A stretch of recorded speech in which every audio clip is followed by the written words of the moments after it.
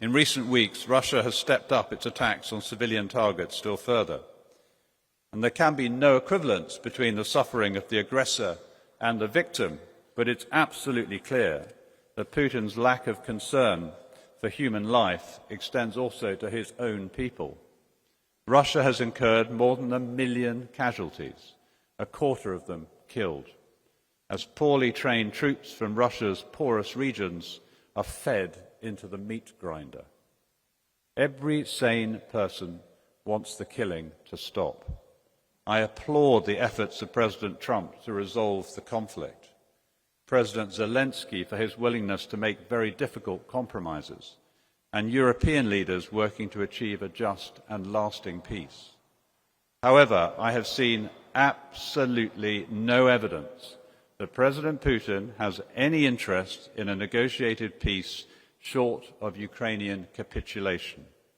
He is stringing us along. He seeks to impose his imperial will by all means at his disposal. But he cannot succeed.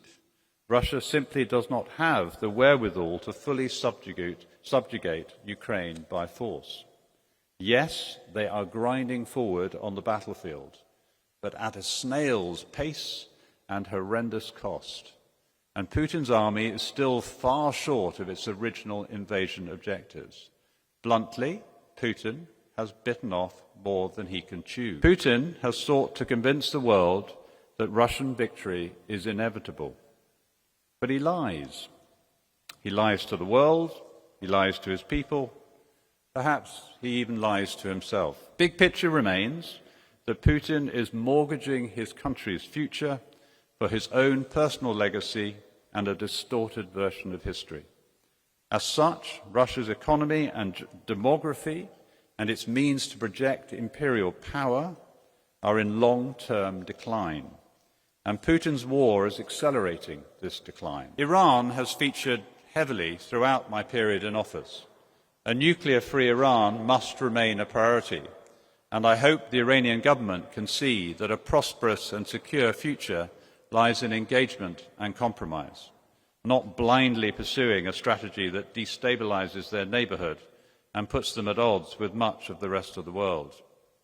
Their proxies, while bringing misery, violence and death to the region, have gained Iran nothing, and we must hope their humbling by Israel may bring an opportunity for a reset. In recent years, terrorist organizations such as so-called Islamic State and Al-Qaeda have been damaged by a collective effort to degrade their capabilities.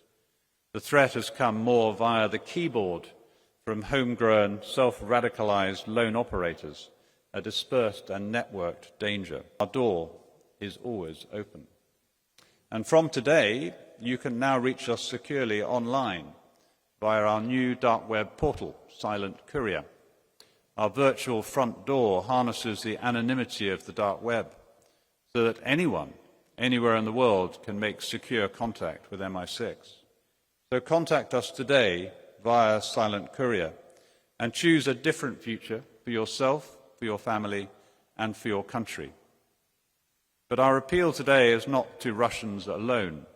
Anyone, anywhere in the world with access to sensitive information relating to terrorism or hostile intelligence activity can use the new portal to contact MI6.